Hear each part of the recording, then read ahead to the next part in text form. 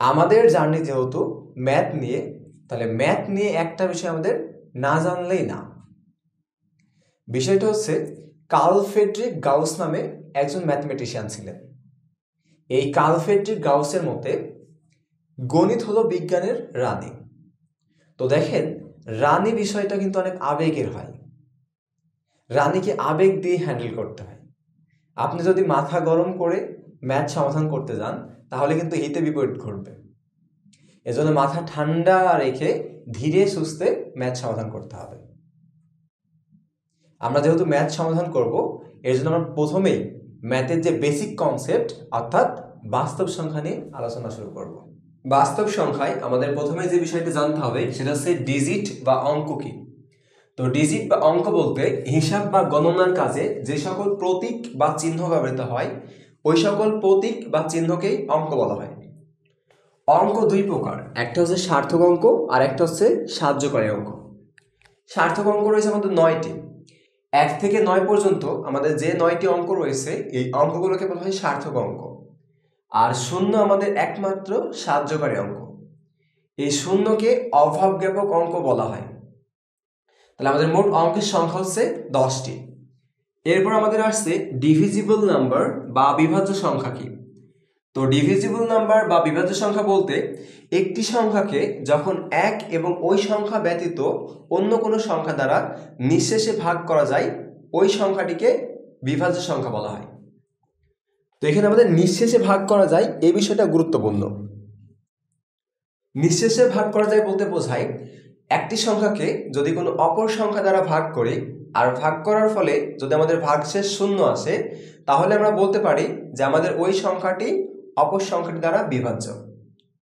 Suppose আমাদের কাছে একটা সংখ্যা রয়েছে 9। এই 9কে যদি আমরা 3 দ্বারা ভাগ করি, তাহলে 3 × 9, ভাগশেষ আসে 0। তো 9কে 3 দ্বারা ভাগ করার ফলে আমাদের ভাগশেষ আসছে 0। যেহেতু ভাগশেষ 0 আসছে, সুতরাং আমি বলতে পারি 9 সংখ্যাটি 3 দ্বারা বিভাজ্য। একইভাবে আমাদের 8, 16, 36 এই সংখ্যাগুলো আমাদের বিভাজ্য সংখ্যা, কারণ আমি 8কে 1 এবং 8 ব্যতীত 2 এবং 4 দ্বারা নিঃশেষে ভাগ করতে পারি। একইভাবে 16কেও আমি 1 এবং 16 ব্যতীত 2, 4, 8 এই সংখ্যাগুলো দ্বারা নিঃশেষে ভাগ করতে পারি। এরপর আমাদের আসছে ফ্যাক্টর বা উৎপাদক। এই উৎপাদককে গুণনীয়কও বলা হয়। তো উৎপাদক বলতে কি বোঝায়? একটি সংখ্যাকে যে সকল সংখ্যা দ্বারা নিঃশেষে ভাগ করা যায়, সেই সকল সংখ্যাগুলোকে ওই সংখ্যার উৎপাদক বলা হয়। সাপোজ আমার কাছে একটা সংখ্যা রয়েছে 15। আমি এই 15কে যদি 3 দ্বারা ভাগ করি, তাহলে 3 × 5 = 15, তাহলে ভাগশেষ থাকে 0। ভাগশেষ 0 মানে আমাদের 15 সংখ্যাটি 3 দ্বারা বিভাজ্য। সুতরাং এই 3 15-র একটা উৎপাদক হবে। তার মানে একটি সংখ্যা যে সকল সংখ্যা দ্বারা নিঃশেষে বিভাজ্য হবে বা নিঃশেষে ভাগ করা যাবে, সেটা হচ্ছে আমাদের ওই সংখ্যার গুণনীয়ক। যেমন আমাদের 16-র গুণনীয়ক কি কি আছে? 16-র গুণনীয়ক রয়েছে 1, 2, 4, 8, 16। এই 5টা হচ্ছে আমাদের 16-র গুণনীয়ক। তাহলে এই 5টির যে কোনো একটি দ্বারা আমি যদি 16কে ভাগ করি, আমার ভাগশেষ কি আসবে? 0 আসবে। এরপর আমাদের আসছে মাল্টিপলস বা গুণিতক কি। তো মাল্টিপলস বা গুণিতক বলতে বোঝায় একটি সংখ্যাকে পূর্ণ সংখ্যা দ্বারা গুণ করলে যে গুণফল সমূহ পাওয়া যায়, সেই গুণফল সমূহকে ওই সংখ্যাটির গুণিতক বলা হয়। তো আমরা এখানে একটা উদাহরণ নিয়েছি যে 8-এর গুণিতক কোনগুলো হবে। তো দেখেন, আমি যদি 8কে 1 দ্বারা গুণ করি 8 পাবো, 2 দ্বারা গুণ করলে 16, 3 দ্বারা গুণ করলে 24, 4 দ্বারা গুণে 32, 40, এভাবে চলতে থাকবে। তাহলে আমি কোনো একটা সংখ্যাকে যখন পূর্ণ সংখ্যা দ্বারা গুণ করব, তাহলে যে গুণফলগুলো আসবে সেই গুণফলগুলো আমাদের ওই সংখ্যার গুণিতক। এই গুণিতক ধনাত্মক হইতে পারে, ঋণাত্মক হইতে পারে। এরপর ন্যাচারাল নাম্বারস বা স্বাভাবিক সংখ্যা। তো ন্যাচারাল নাম্বারস বা স্বাভাবিক সংখ্যা বলতে সকল ধনাত্মক অখণ্ড সংখ্যাকেই বোঝানো হয়। স্বাভাবিক সংখ্যাকে আমরা ক্যাপিটাল N এর মাধ্যমে প্রকাশ করে থাকি।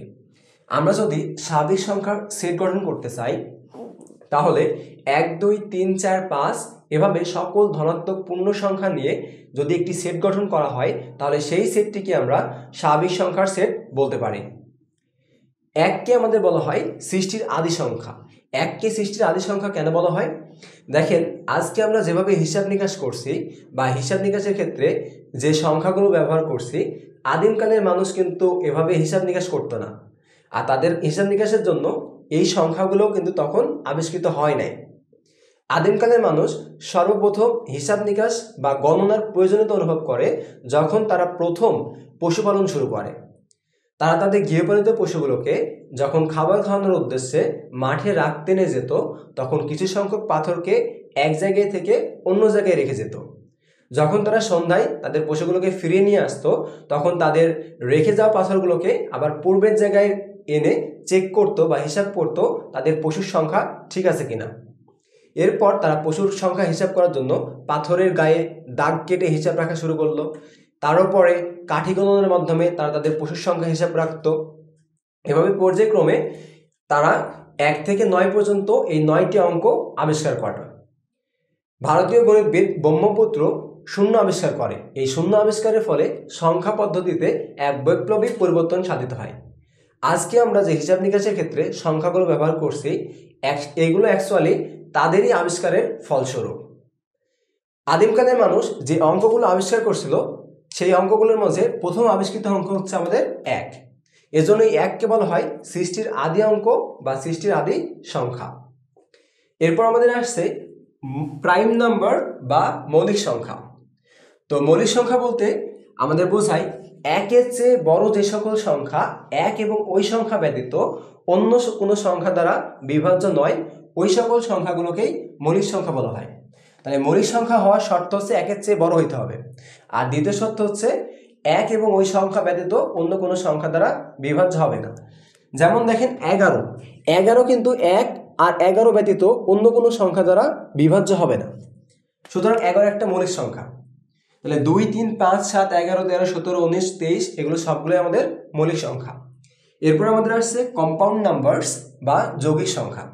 তো যৌগিক সংখ্যা বলতে যে সকল সংখ্যা 1 এবং ওই সংখ্যা ব্যতীত অন্য কোনো সংখ্যা দ্বারা বিভাজ্য হয়, সেই সকল সংখ্যাগুলোকে আমরা যৌগিক সংখ্যা বলি। যেমন দেখেন 4, 6, 8, 9, 10 সবগুলোই আমাদের যৌগিক সংখ্যা। কারণ আমি 4কে 1 আর 4 ব্যতীত 2 দ্বারাও বিভাজ্য করতে পারি। 6কে 1 আর 6 ব্যতীত 2, 3 দুইটা দ্বারাই আমরা বিভাজ্য করতে পারি। সুতরাং এগুলো আমাদের যৌগিক সংখ্যা। এরপর আমাদের আসছে কোপ্রাইম নাম্বারস বা সহমৌলিক সংখ্যা।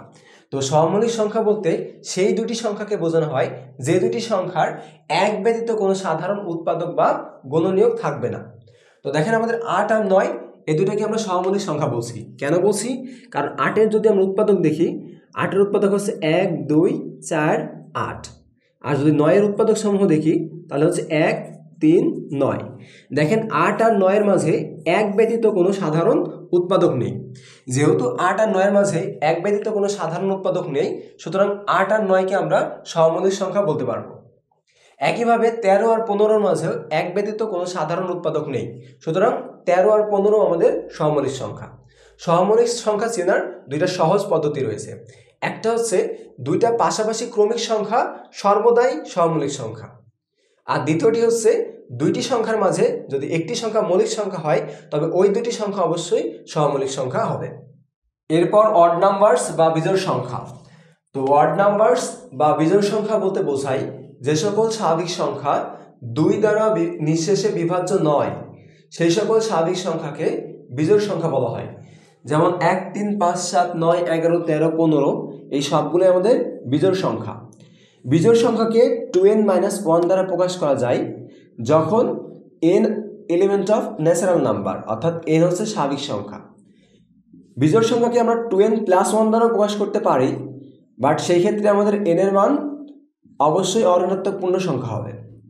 দুইটি বিজোড় সংখ্যা গুণ করলে গুণফল সর্বদাই বিজোড় হয়। দেখেন আমি যদি 3-এর সাথে 5কে গুণ করি, 3 × 5 = 15, 15 একটা বিজোড় সংখ্যা। আমি যদি 7-এর সাথে 9কে গুণ করি, 7 × 9 = 63, এই 63 একটা বিজোড় সংখ্যা।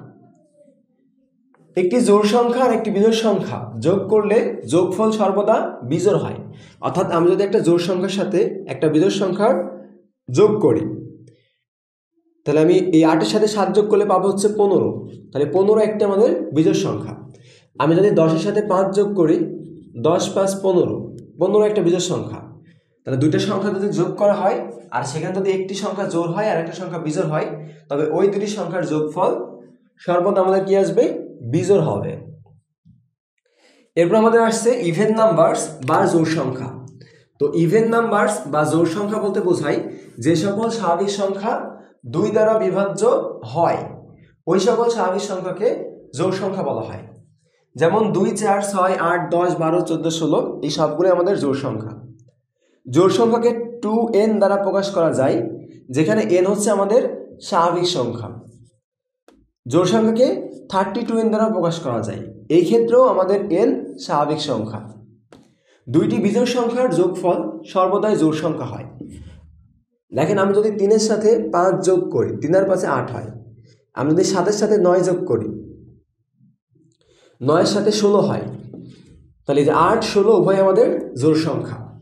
দুটি জোড় সংখ্যা যোগ করলে যোগফল সর্বদা জোড় হয়। আমি যে কোনো দুটি সংখ্যা যদি যোগ করি আর তা যদি জোড় সংখ্যা হয় তাহলে তার যোগফলও কী হবে?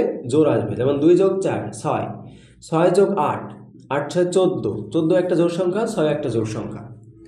লাস্ট ওয়ান, 2 বা ততোধিক সংখ্যার গুণের ক্ষেত্রে যদি একটিও জোড় সংখ্যা থাকে তবে গুণফল সর্বদা জোড় হবে।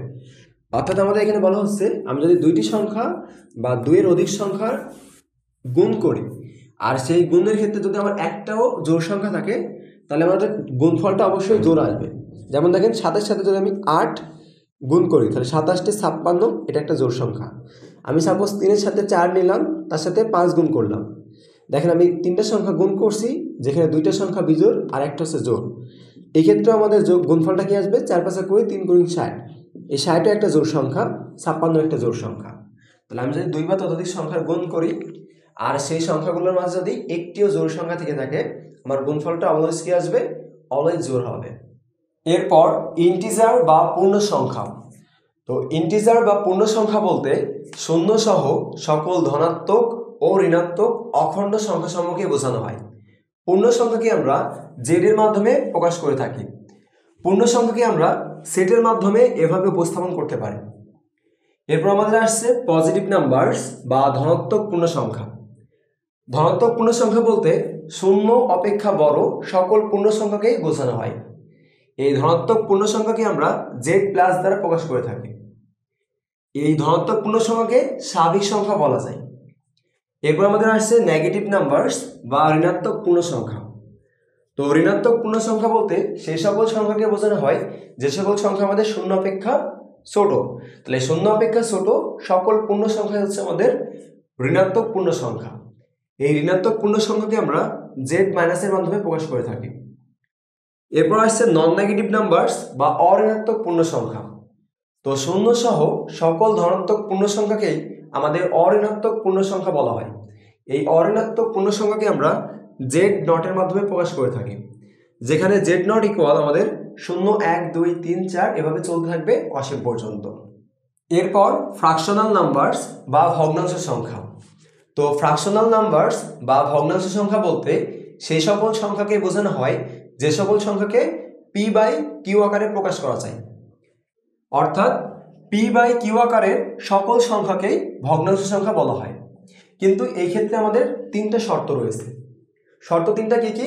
প্রথম শর্ত হচ্ছে পি ও কিউকে অবশ্যই সহমৌলিক হইতে হবে। দ্বিতীয় শর্ত হচ্ছে কিউ এর মান 0 হইতে পারবে না।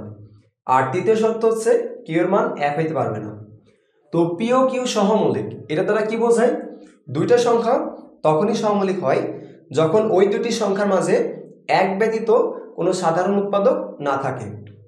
তাহলে দুইটা সংখ্যার মাঝে যদি এক ব্যতীত কোনো সাধারণ উৎপাদক না থাকে তখন আমরা ওই দুইটাকে সংখ্যাকে সহমৌলিক সংখ্যা বলতে পারি।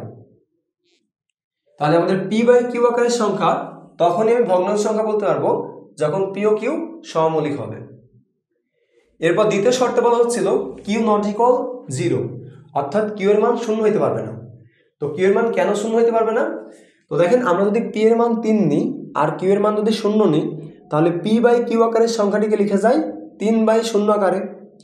3কে 0 দ্বারা ভাগ করলে এর কিন্তু কোনো মান পাওয়া যায় না। অর্থাৎ 3কে 0 দ্বারা ভাগ করলে সেই ভাগফলটা হয় হচ্ছে অনির্ণেয়। যেহেতু কিউ এর মান 0 নেওয়ার ফলে পি বাই কিউ আকারের সংখ্যাটি অনির্ণেয় হয়ে যাচ্ছে, সুতরাং কিউ এর মান 0 হইতে পারবে না। 3 নম্বর শর্তে বলা হচ্ছিল কিউ নট ইকুয়াল 1, অর্থাৎ কিউ এর মান 1 হইতে পারবে না। কিউ এর মান কেন 1 হইতে পারবে না? দেখেন, আমরা যদি পি এর মান 3 নিই আর কিউ এর মান যদি 1 নিই তাহলে পি বাই কিউ আকারের সংখ্যাটিকে লিখা যায় 3/1 আকারে। তো দেখেন 3কে যদি আমরা 1 দ্বারা ভাগ করি তাহলে ভাগফল আসে 3। এই 3 কিন্তু আমাদের একটা পূর্ণ সংখ্যা, বাট আমরা ডিল করছি ভগ্নাংশ সংখ্যা নিয়ে। যেহেতু কিউ এর মান 1 নেওয়ার ফলে পি বাই কিউ আকারের সংখ্যাটা পূর্ণ সংখ্যা আসছে, সুতরাং কিউ এর মান 1 হইতে পারবে না। এই 3টে শর্ত মানার ফলে 5/7 এটা আমাদের একটা ভগ্নাংশ সংখ্যা। একই শর্তে 11/8 এটাও আমাদের একটা ভগ্নাংশ সংখ্যা।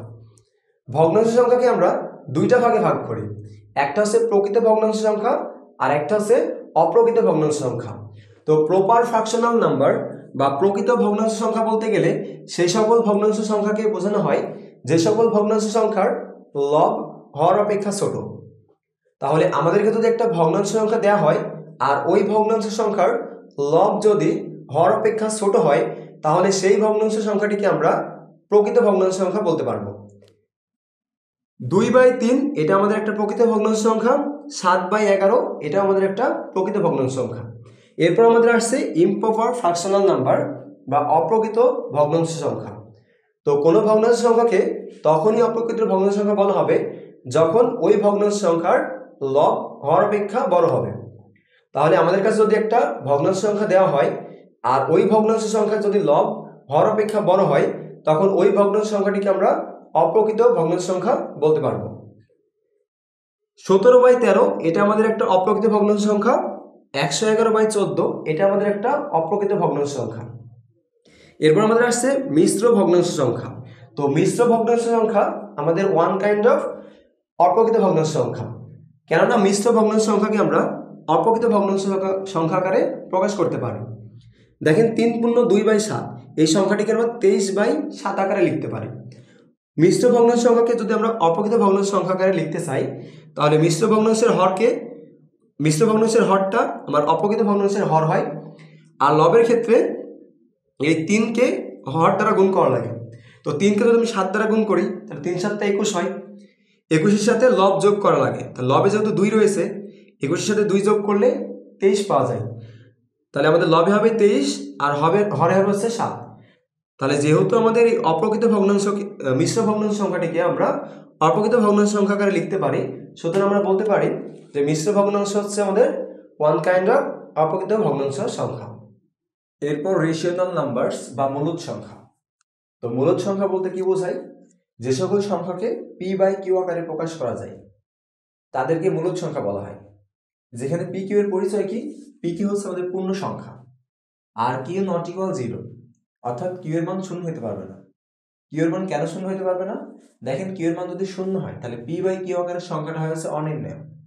তো যেহেতু কিউ এর মান শূন্য হয়, পি বাই কিউ আকারের সংখ্যাটি অনির্ণেয় হয়ে যাচ্ছে, সুতরাং কিউ এর মান শূন্য হতে পারবে না, কারণ শূন্য হলে তো সেটা নির্ণয় করা যাচ্ছে না, ঠিক না? তাহলে আমাদের মূলদ সংখ্যার শর্ত কয়টা পাচ্ছি আমরা? শর্ত পাচ্ছি 2টা। একটা শর্ত কি? একটা শর্ত হচ্ছে মূলদ সংখ্যাকে অবশ্যই 2টা পূর্ণ সংখ্যার অনুপাত আকারে প্রকাশ করা যাবে।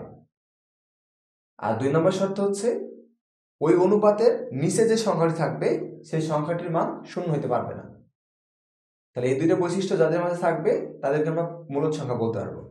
এখন মূলদ সংখ্যাকে আরো ভালোভাবে বোঝার জন্য আমরা এই বৈশিষ্ট্যগুলো জানতে পারি।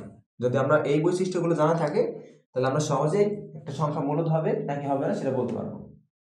তো দেখেন প্রথমে বলা হচ্ছে মূলদ সংখ্যাকে ক্যাপিটাল কিউ দ্বারা প্রকাশ করা হয়। অর্থাৎ কোনো সংখ্যা যদি একটা মূলদ সংখ্যা হয় তাহলে আমি এই সংখ্যাটিকে মূলদ সংখ্যা বোঝানোর জন্য ক্যাপিটাল কিউ ব্যবহার করতে পারবো। তাহলে যদি কোনো সংখ্যাকে ক্যাপিটাল কিউ দ্বারা রিপ্রেজেন্ট করা থাকে তাহলে আমি বুঝবো যে ওই সংখ্যাটা হচ্ছে মূলদ সংখ্যা। এরপর বলছে মূলদ সংখ্যাকে 2টি সংখ্যার অনুপাত আকারে প্রকাশ করা যায়, যেটা আমরা সংজ্ঞায় বলছিলাম যে মূলদ সংখ্যাকে 2টা পূর্ণ সংখ্যার অনুপাত আকারে প্রকাশ করা যাবে। 3 নম্বর বৈশিষ্ট্য বলছে সকল পূর্ণ সংখ্যা এবং অসীম অনাবৃত দশমিক ভগ্নাংশ সংখ্যা ব্যতীত সকল দশমিক ভগ্নাংশ সংখ্যায় মূলদ সংখ্যা।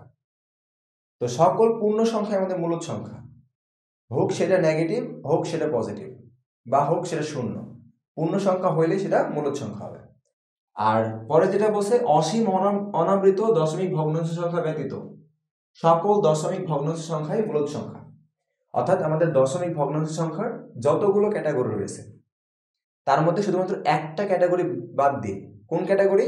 এই অসীম অনাবৃত দশমিক ভগ্নাংশ, শুধুমাত্র এই একটা ক্যাটাগরি বাদ রেখে বাকি সকল দশমিক ভগ্নাংশ হচ্ছে আমাদের মূলদ সংখ্যা।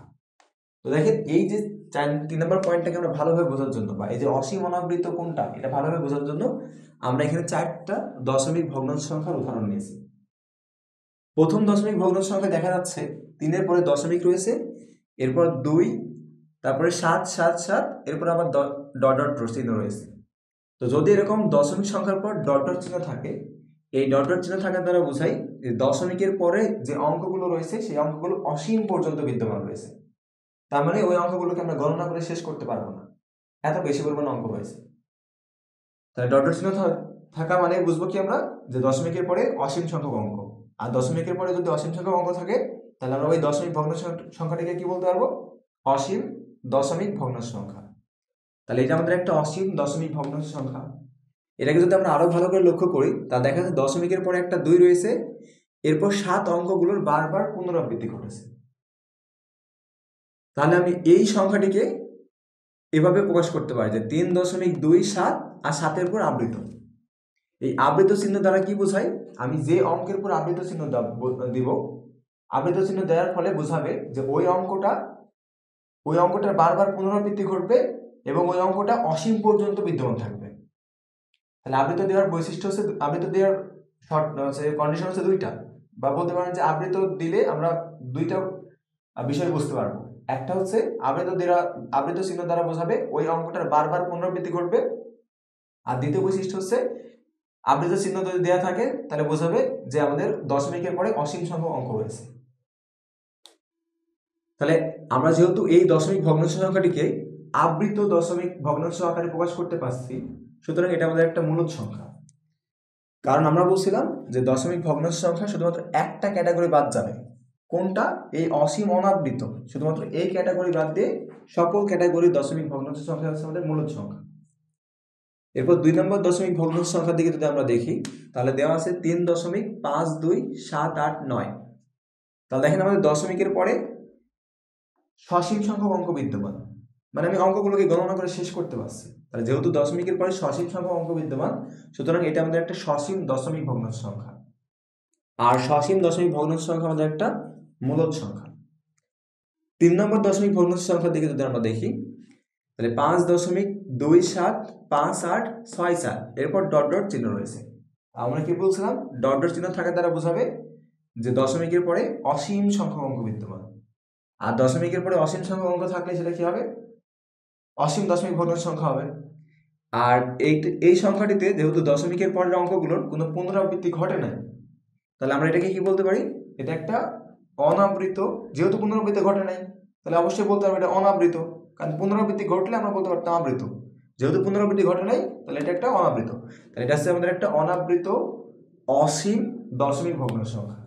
আর আমরা এখানে বলছিলাম যে এই অনাবৃত অসীম দশমিক ভগ্নাংশ সংখ্যাটা মূলদ সংখ্যা হয় না। তাহলে যেহেতু অনাবৃত দশমিক ভগ্নাংশ সংখ্যা মূলদ সংখ্যা হয় না, আর এটা আমাদের একটা অনাবৃত দশমিক ভগ্নাংশ সংখ্যা, সুতরাং এটা মূলদ সংখ্যা হবে না। আমরা যদি লাস্ট ওয়ান দেখি 4.373737, এরপর ডট ডট রয়েছে। তাহলে এই যে ডট ডট চিহ্ন থাকার দ্বারা বোঝায় কি, এটা একটা অসীম দশমিক ভগ্নাংশ সংখ্যা।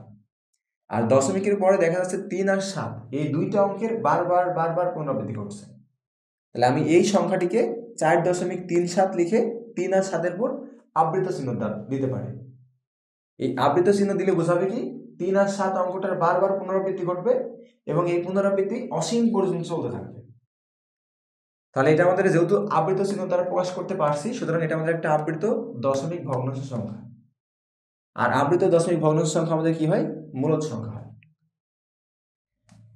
এরপর আমাদের বলছে পূর্ণ বর্গ সংখ্যার বর্গমূল মূলদ সংখ্যা। তো পূর্ণ বর্গ সংখ্যা কোনগুলো, তো আমাদের যে স্বাভাবিক সংখ্যাগুলো রয়েছে, স্বাভাবিক সংখ্যা কই থেকে শুরু হয়, 1 থেকে শুরু হয়। তো এই স্বাভাবিক সংখ্যার উপর যদি আমরা বর্গ করি, দেখেন 1, 2, 3, 4 এগুলো সবগুলো আমাদের স্বাভাবিক সংখ্যা। আমি যদি 1-এর বর্গ করে 1 পাওয়া যায়, 2-এর বর্গ 4, 3-এর ক্ষেত্রে 9, 4-এর ক্ষেত্রে 16, 5-এর 25, 6-এর 36, এভাবে চলতে থাকবে। তাহলে স্বাভাবিক সংখ্যার উপর বর্গ করলে আমি যে সংখ্যাগুলো পাবো সেগুলো হচ্ছে আমাদের পূর্ণবর্গ সংখ্যা। এখন এই পূর্ণবর্গ সংখ্যা যদি আমি বর্গমূল নির্ণয় করি, সাপোজ মনে করেন 4-এর বর্গমূল নির্ণয় করলাম, তো 4-এর বর্গমূল নির্ণয় করলে যে মানটা পাওয়া যাবে সেটা কিন্তু 2। এই 2 কিন্তু আমাদের একটা পূর্ণ সংখ্যা। আর আমরা কিছুক্ষণ আগেই বলে আসছি যে পূর্ণ সংখ্যা হলে সেটা কি হবে, মূলদ সংখ্যা হবে। তাহলে যেহেতু পূর্ণ বর্গ সংখ্যার বর্গমূল আমাদের একটা পূর্ণ সংখ্যা পাওয়া যাচ্ছে, আর পূর্ণ সংখ্যা যেহেতু আমাদের মূলদ সংখ্যা, সুতরাং আমরা বলতে পারি যে পূর্ণ বর্গ সংখ্যার বর্গমূল মূলদ সংখ্যা হবে। লাস্টে আমাদের বলছে পূর্ণ ঘন সংখ্যার ঘনমূল মূলদ সংখ্যা। তো পূর্ণ ঘন সংখ্যা কোনগুলো? আমরা যদি স্বাভাবিক সংখ্যার উপর ঘন করি, দেখেন আমরা এখানে করে রাখছি একটা, 1 ঘন হচ্ছে 1, এই যে 2 এর ঘন হচ্ছে আমাদের 8, 2 এর ঘন করা মানে কি কিউব করা আর কি, কিউব করাটা আমরা বেশি বুঝি আর কি।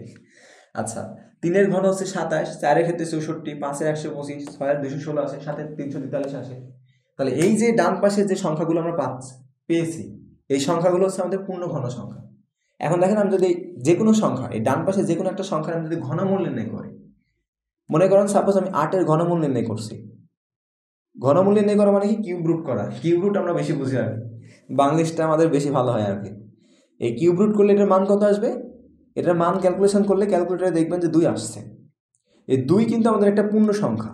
তো 2 যেহেতু একটা পূর্ণ সংখ্যা, সুতরাং আমি বলতে পারি যে কোনো একটা যদি পূর্ণ ঘন সংখ্যা থাকে আর ওই ঘন সংখ্যা যদি আমি ঘনমূল নির্ণয় করি, তাহলে যে মানটা পাওয়া যায় সেটা আমাদের একটা পূর্ণ সংখ্যা। আর পূর্ণ সংখ্যা যেহেতু আমাদের একটা মূলদ সংখ্যা, সুতরাং আমরা বলতে পারি পূর্ণ ঘন সংখ্যার ঘনমূল মূলদ সংখ্যা হবে।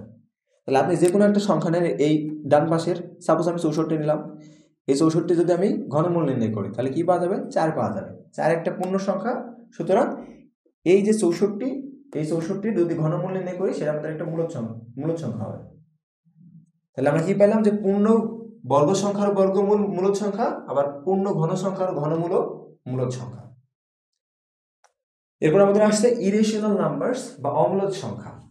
অমূলদ সংখ্যা কোনগুলো? যে সকল সংখ্যাকে পি বাই কিউ আকারে প্রকাশ করা যায় না। আগেটাতে বলছিলাম যে পি বাই কিউ আকারে প্রকাশ করা যায়, আর এটাতে আমরা কি বলছি? পি বাই কিউ আকারে প্রকাশ করা যাবে না, তাদেরকে আমরা অমূলদ সংখ্যা বলবো। পি কিউ এর পরিচয় কি? পি কিউ এর পরিচয় সেম, যে পি কিউ হচ্ছে আমাদের পূর্ণ সংখ্যা আর কিউ নট ইকুয়াল 0।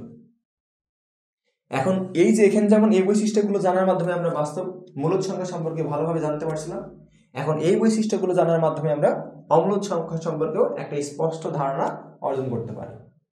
তো প্রথমে আমাদের বলা হচ্ছে অমূলদ সংখ্যাকে ক্যাপিটাল কিউ প্রাইম দ্বারা প্রকাশ করা হয়। তো যদি আমাদের কাছে একটা অমূলদ সংখ্যা থাকে, তাহলে আমি সেই অমূলদ সংখ্যাটাকে কি দ্বারা প্রকাশ করতে পারবো? ক্যাপিটাল কিউ প্রাইম দ্বারা প্রকাশ করতে পারবো। এরপর বলছি অমূলদ সংখ্যা কোনগুলো? অসীম অনাবৃত ভগ্নাংশ সংখ্যায়, বা বলতে পারেন যে অসীম অনাবৃত দশমিক ভগ্নাংশ সংখ্যা হচ্ছে অমূলদ সংখ্যা। তাহলে অমূলদ সংখ্যার একটাই বৈশিষ্ট্য, বা বলতে পারেন একটা ক্যাটাগরি হচ্ছে অমূলদ সংখ্যা হয়। কোন ক্যাটাগরির দশমিক ভগ্নাংশ সংখ্যা? অনাবৃত, অসীম অনাবৃত দশমিক ভগ্নাংশ সংখ্যা হচ্ছে আমাদের অমূলদ সংখ্যা। তাহলে একটাই বৈশিষ্ট্য আমাদের অমূলদ সংখ্যা।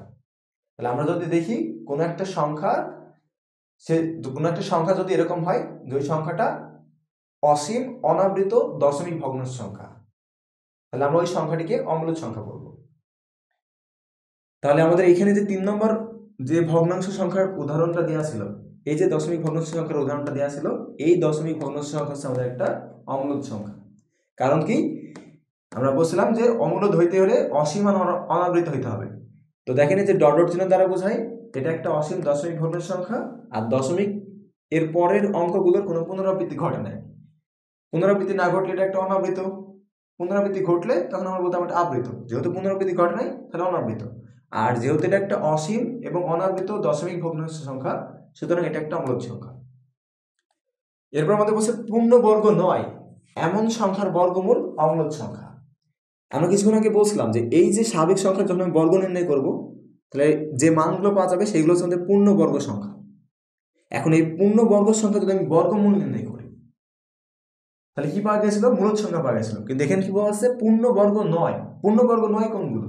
তো দেখেন 1 আমাদের একটা পূর্ণবর্গ সংখ্যা, 4 একটা পূর্ণবর্গ সংখ্যা। 1 আর 4 এর মাঝে কি আছে? 2 আছে আর 3 আছে। তাহলে 1 আর 4 এর মাঝে আমাদের সংখ্যা হচ্ছে 2, 3। তাহলে 2, 3 আমাদের পূর্ণবর্গ সংখ্যা নয়। এখন যদি আমরা এটার বর্গমূল নির্ণয় করি, এই 2 এর মান যদি আমি 2 কে যদি রুট করেন তাহলে দেখবেন যে 1.4142 এভাবে চলতে আছে। তাহলে দেখেন 2 এর যখন আমরা রুট করছি বা বর্গমূল নির্ণয় করছি, তখন কিন্তু আমাদের একটা যে ডট ডট চিহ্ন দ্বারা কি বোঝায়?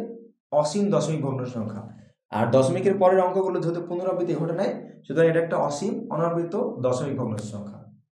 তাহলে দেখা যাচ্ছে যে সকল সংখ্যা পূর্ণ বর্গ সংখ্যা নয়, তাদের বর্গমূল নির্ণয় করলে অসীম অনাবৃত দশমিক ভগ্নাংশ সংখ্যা পাওয়া যাচ্ছে। আর অসীম অনাবৃত দশমিক ভগ্নাংশ সংখ্যা হচ্ছে আমাদের অম্লজ সংখ্যা। সুতরাং আমরা বলতে পারি যে পূর্ণ বর্গ সংখ্যা নয় এমন সংখ্যা যদি আমরা বর্গমূল নির্ণয় করি তাহলে সেটা কি হবে, সেটা আমাদের অম্লজ সংখ্যা হবে। এরপর বলছে পূর্ণ ঘন নয় এমন সংখ্যার ঘনমূল অম্লজ সংখ্যা। তাহলে আমার ফার্স্টে চিন্তা হবে পূর্ণ ঘন সংখ্যা কোনগুলো। তাহলে আমরা কিছুক্ষণ আগে বলছিলাম যে স্বাভাবিক সংখ্যার পর যদি আমি ঘন করি, স্বাভাবিক সংখ্যার ঘন করলে যে মান পাওয়া যায় সেগুলো হচ্ছে আমাদের পূর্ণ ঘন সংখ্যা। তাহলে এই যে আমাদের ডান পাশে যে সংখ্যাগুলো রয়েছে সবগুলো হচ্ছে আমাদের পূর্ণ ঘন সংখ্যা। এখন পূর্ণ ঘন সংখ্যা নয় কোনগুলো? তো দেখেন 1 পূর্ণ ঘন সংখ্যা, আবার 8ও পূর্ণ ঘন সংখ্যা। এই 1 আর 8-এর মাঝে কি আছে? 1 আর 8-এর মাঝে আছে 2, 3, 4, 5, এভাবে 6, 7 পর্যন্ত রয়েছে। তাহলে এই যে এই সংখ্যা সবগুলো হচ্ছে আমাদের কি পূর্ণ ঘন সংখ্যা নয়। তাহলে পূর্ণ ঘন সংখ্যা যেহেতু না, তাহলে আমি যদি এগুলোর ঘনমূল নির্ণয় করি তাহলে দেখবেন যে এটা একটা অসীম অনাবৃত দশমিক ভগ্নাংশ সংখ্যা আছে। তাহলে যেহেতু যে সংখ্যাগুলো পূর্ণ ঘন সংখ্যা নয় ওই সংখ্যাগুলোর ঘনমূল নির্ণয় করলে একটা অসীম, ওই ঘনমূলের মান অসীম অনাবৃত দশমিক ভগ্নাংশ সংখ্যা আছে। সুতরাং আমরা বলতে পারি যে পূর্ণ ঘন সংখ্যা নয় এমন সংখ্যার ঘনমূল অম্লজ সংখ্যা। 5 নম্বর বৈশিষ্ট্যের মধ্যে বলছে পাই, ফাই, ই ইত্যাদি হচ্ছে আমাদের অম্লজ সংখ্যা। তো দেখেন পাইকে কি বলা হয়? পাই হচ্ছে রেশিও। কিসের রেশিও? বৃত্তের পরিধি আর হচ্ছে আমাদের ব্যাসের রেশিও। তাহলে এই পাই হচ্ছে আমাদের একটা অম্লজ সংখ্যা। কেন অম্লজ সংখ্যা? দেখেন পায়ের মান আসে 3.1415, এরপর চলতে থাকে। তো যেহেতু এই ডটের চিহ্ন রয়েছে, এই ডটের চিহ্ন দ্বারা বোঝা যাচ্ছে কি এটা একটা অসীম দশমিক ভগ্নাংশ সংখ্যা। আর দশমিকের পরের অঙ্কগুলো যেহেতু পুনরাবৃত্তি ঘটে নাই, সুতরাং আমাদের এটা একটা অসীম অনাবৃত দশমিক ভগ্নাংশ সংখ্যা। আর অসীম অনাবৃত দশমিক ভগ্নাংশ সংখ্যা হচ্ছে আমাদের অম্লজ সংখ্যা। সুতরাং পাই একটা অম্লজ সংখ্যা। এই ফাইকে কি বলা হয়? এই ফাইকে বলা হয় দ্য গোল্ডেন রেশিও নাম্বার। ফাইয়ের মান কত? ফাইয়ের মান দেখেন 1.1617, এভাবে চলতেই থাকে আর কি অসীম পর্যন্ত। তা যেহেতু এটা একটা অসীম দশমিক ভগ্নাংশ সংখ্যা, সুতরাং ফাই আমাদের একটা অম্লজ সংখ্যা। কে বলা হয়েছে দ্য অয়লার্স নাম্বার। তো এর মান দেখেন 2.717, এরপর চলতে থাকে। তাহলে যেহেতু এটা একটা আমাদের অসীম অনাবৃত দশমিক ভগ্নাংশ সংখ্যা, সুতরাং এটা আমাদের একটা অম্লজ সংখ্যা। তো আশা করছি মূলদ সংখ্যা আর অম্লজ সংখ্যার বৈশিষ্ট্য এবং কোনটা মূলদ সংখ্যা হবে কোনটা মূলদ সংখ্যা হবে না সেটা আপনি বুঝতে পারছেন। এরপর ডেসিমাল ফ্র্যাকশনাল নাম্বারস বা দশমিক ভগ্নাংশ সংখ্যা। দশমিক ভগ্নাংশ সংখ্যা দ্বারা কি বোঝায়? মূলদ এবং অম্লদ সংখ্যাকে দশমিকে প্রকাশ করা হলে তাদের দশমিক ভগ্নাংশ সংখ্যা বলা হয়। সাপোজ আপনার কাছে কিছু মূলদ এবং অম্লদ সংখ্যা আছে, আপনি সেগুলোকে দশমিকে প্রকাশ করলেন। তাহলে দশমিকে প্রকাশ করার পর যে সংখ্যাটি পাচ্ছেন বা যে সংখ্যাগুলো পাচ্ছেন ওইগুলোকে আপনি দশমিক ভগ্নাংশ সংখ্যা বলতে পারবেন। উদাহরণ দেখেন, যেমন 3, এই 3 হচ্ছে আমাদের একটা মূলদ সংখ্যা। এই 3কে যখন আমরা দশমিক আকারে প্রকাশ করছি তখন আমরা এটাকে দশমিক ভগ্নাংশ সংখ্যা বলতে পারবো। একই শর্তে 10/3, এটা আমাদের একটা মূলদ সংখ্যা।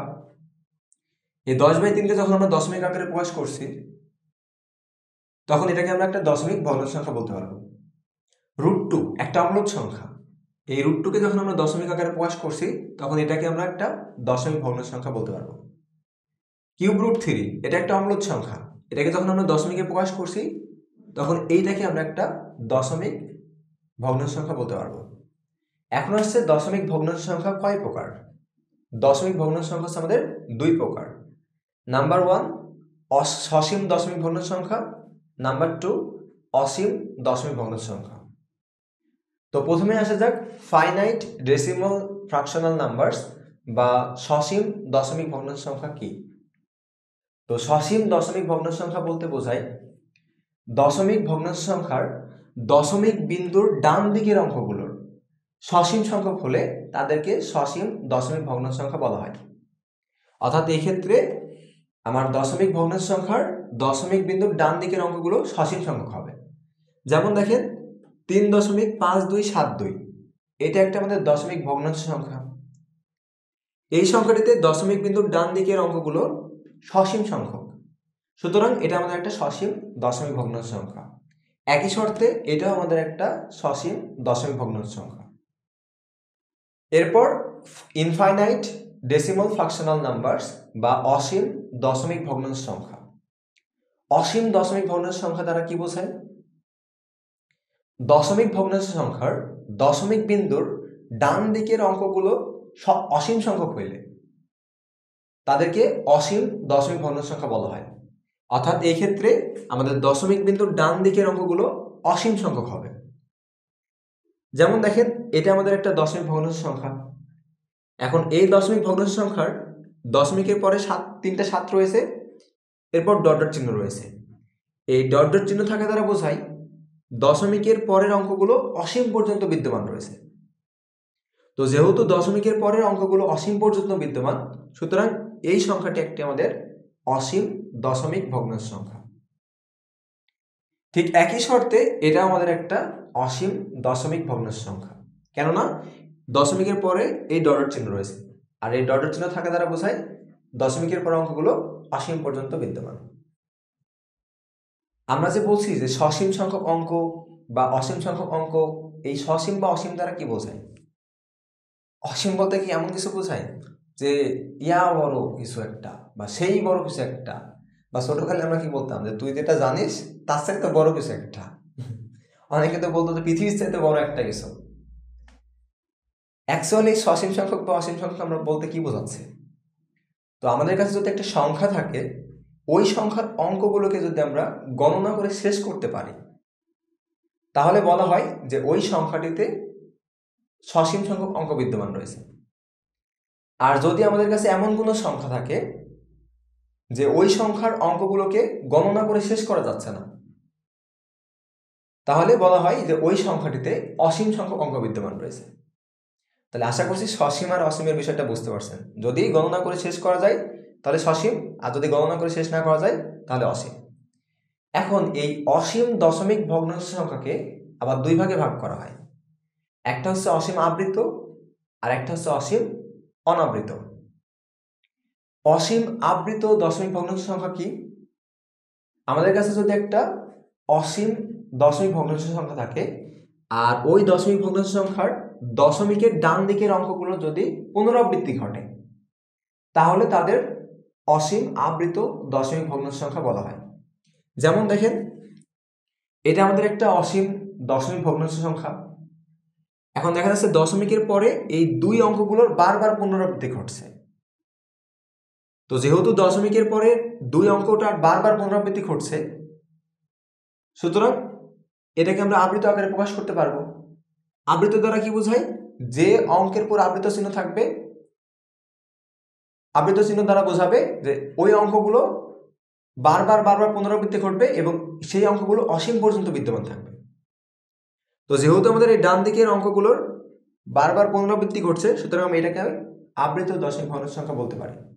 বা আপনি বলতে পারেন এভাবে যে যেহেতু এই দশমিকের বিন্দুর ডান দিকের অঙ্কগুলোর পুনরাবৃত্তি ঘটছে, আর পুনরাবৃত্তি ঘটার ফলে আমরা এই সংখ্যাটিকে আবৃত আকারে প্রকাশ করতে পারি, সুতরাং এটা আমাদের একটা অসীম আবৃত দশমিক ভগ্নাংশ সংখ্যা। তাহলে যেগুলোকে আমরা আবৃত আকারে প্রকাশ করতে পারবো সেগুলোই হচ্ছে আমাদের অসীম আবৃত দশমিক ভগ্নাংশ সংখ্যা। আবৃত আকারে কাদের প্রকাশ করতে পারবো? যাদের ক্ষেত্রে যে সকল সংখ্যার ক্ষেত্রে আমাদের অঙ্কগুলোর পুনরাবৃত্তি ঘটবে তাদেরকে আমরা আবৃত আকারে প্রকাশ করতে পারবো।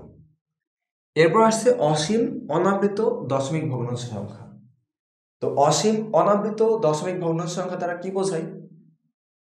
আপনার কাছে সাপোজ একটা অসীম দশমিক ভগ্নাংশ সংখ্যা আছে, ওই দশমিক ভগ্নাংশ সংখ্যার দশমিক বিন্দুর ডান দিকের অঙ্কগুলো যদি পুনরাবৃত্তি না ঘটে, আগেরটাতে ঘটছিল পুনরাবৃত্তি, আর এবার কি বলছে যদি পুনরাবৃত্তি না ঘটে, তাহলে তাদের অসীম অনাবৃত দশমিক ভগ্নাংশ সংখ্যা বলা হয়। যেমন দেখেন, এটা আমাদের একটা অসীম দশমিক ভগ্নাংশ সংখ্যা। এই দশমিক বিন্দুর ডান দিকের অঙ্কগুলো কিন্তু কোনো পুনরাবৃত্তি ঘটে নাই। তো যেহেতু ডান দিকের অঙ্কগুলোর পুনরাবৃত্তি ঘটে নাই, সুতরাং এটা আমাদের একটা অসীম অনাবৃত দশমিক ভগ্নাংশ সংখ্যা। একই শর্তে এটা আমাদের একটা অসীম অনাবৃত দশমিক ভগ্নাংশ সংখ্যা। তো আশা করছি সসীম দশমিক ভগ্নাংশ সংখ্যা আর অসীম দশমিক ভগ্নাংশ সংখ্যা কোনগুলো এখন আপনারা সহজে বুঝতে পারবেন। ফাইনালি বাস্তব সংখ্যার উপর একটা ওভারভিউ দেখে আমরা আমাদের এই লেকচারের সমাপ্তি টানব। তো দেখেন, বাস্তব সংখ্যাকে দুই ভাগে ভাগ করা হয়, এক হচ্ছে মূলদ সংখ্যা আর দুই হচ্ছে অমূলদ সংখ্যা। এই মূলদ সংখ্যা আবার দুই ভাগে বিভক্ত, এক হচ্ছে পূর্ণ সংখ্যা আর দুই হচ্ছে ভগ্নাংশ। এই পূর্ণ সংখ্যা আবার তিন ভাগে বিভক্ত, ঋণাত্মক সংখ্যা, শূন্য আর ধনাত্মক সংখ্যা। এই ধনাত্মক সংখ্যা আবার তিন ভাগে বিভক্ত হয়, মৌলিক সংখ্যা, এক আর যৌগিক সংখ্যা। মৌলিক সংখ্যা কোনগুলো? যে সকল সংখ্যার এক এবং ওই সংখ্যা ব্যতীত অন্য কোনো উৎপাদক নেই তারাই হচ্ছে মৌলিক সংখ্যা। যেমন 2, 3, 5, 7 এই সবগুলোই মৌলিক সংখ্যা। এককে বলা হয় সৃষ্টির আদি সংখ্যা। যৌগিক সংখ্যা কোনগুলো? মৌলিক সংখ্যা আর এক ব্যতীত বাকি সবগুলো হচ্ছে যৌগিক সংখ্যা। যৌগিক সংখ্যার বৈশিষ্ট্য কি? যৌগিক সংখ্যার ক্ষেত্রে এক এবং ওই সংখ্যা ব্যতীত এক বা একাধিক উৎপাদক থাকবে। ভগ্নাংশ সংখ্যা আমাদের দুই প্রকার, সাধারণ ভগ্নাংশ আর দশমিক ভগ্নাংশ। এই সাধারণ ভগ্নাংশ আবার দুই প্রকার, প্রকৃত আর অপ্রকৃত। প্রকৃত ভগ্নাংশ সংখ্যা কোনগুলো? আমরা জানি ভগ্নাংশকে দুইটি সংখ্যার অনুপাত আকারে প্রকাশ করা যায়। তো অনুপাতের উপরের সংখ্যাটিকে বলা হয় লব আর নিচের সংখ্যাটিকে বলা হয় হর। লব যখন হর থেকে ছোট হবে তখন সেটা হবে আমাদের প্রকৃত ভগ্নাংশ সংখ্যা, আর লব যদি হরের থেকে বড় হয় তাহলে সেটা হবে অপ্রকৃত ভগ্নাংশ সংখ্যা। মিশ্র ভগ্নাংশ সংখ্যা আমাদের ওয়ান কাইন্ড অফ অপ্রকৃত ভগ্নাংশ সংখ্যা। এরপর দশমিক ভগ্নাংশ সংখ্যা। এই দশমিক ভগ্নাংশ সংখ্যা দুই প্রকার, একটা হচ্ছে সসীম দশমিক ভগ্নাংশ সংখ্যা আর একটা হচ্ছে অসীম দশমিক ভগ্নাংশ সংখ্যা। সসীম দশমিক ভগ্নাংশ সংখ্যা কোনগুলো? আমাদের যদি একটা দশমিক ভগ্নাংশ সংখ্যা দেওয়া থাকে আর ওই দশমিক সংখ্যার দশমিকের পরে ডান দিকের অঙ্কগুলো যদি সসীম সংখ্যক হয় তাহলে সেই দশমিক সংখ্যাটিকে বলা হয় সসীম দশমিক ভগ্নাংশ সংখ্যা। আর যদি এরকম হয় যে আমাদের কাছে একটা দশমিক ভগ্নাংশ সংখ্যা দেওয়া আছে, যেই দশমিক ভগ্নাংশ সংখ্যার দশমিক বিন্দুর ডান দিকের অঙ্কগুলো অসীম পর্যন্ত বিদ্যমান বা অসীম সংখ্যক, তাহলে সেই ভগ্নাংশ সংখ্যাটিকে আমাদের অসীম দশমিক ভগ্নাংশ সংখ্যা বলা হয়। এই অসীম দশমিক ভগ্নাংশ সংখ্যা আবার দুই প্রকার, একটা হচ্ছে অসীম আবৃত আর একটা হচ্ছে অসীম অনাবৃত। অসীম আবৃত হচ্ছে মূলদের অংশ আর অসীম অনাবৃত অম্লদের অংশ। আমাদের অম্লদের একটা মাত্রই কন্ডিশন রয়েছে বা আমরা বলতে পারি একটা মাত্রই ক্যাটাগরি রয়েছে, সেটা কি? সেটা হচ্ছে অসীম অনাবৃত। অসীম অনাবৃত ব্যতীত সকল সংখ্যাই আমাদের মূলদ সংখ্যা। সর্বশেষে আমাদের শূন্য। এই শূন্যের এই পাঁচটা বৈশিষ্ট্য আমাদের বিভিন্ন জব এক্সামগুলোতে এসে থাকে। তো প্রথম বৈশিষ্ট্য আমাদের কি বলছে? শূন্য একটা পূর্ণ সংখ্যা। দ্বিতীয় বৈশিষ্ট্য বলা হচ্ছে শূন্য একটা নিরপেক্ষ সংখ্যা। শূন্য না পজিটিভ সংখ্যা না নেগেটিভ সংখ্যা, এটা একটা নিউট্রাল সংখ্যা বা নিরপেক্ষ সংখ্যা। এই শূন্য সম্পর্কে প্রথম ধারণা দেন কে? শূন্য সম্পর্কে প্রথম ধারণা দেন আর্যভট্ট। শূন্য আবিষ্কার করেন কে? শূন্য আবিষ্কার করেন হচ্ছে ব্রহ্মপুত্র। আর লাস্ট ওয়ান হচ্ছে কি? শূন্য একটি জোড় সংখ্যা।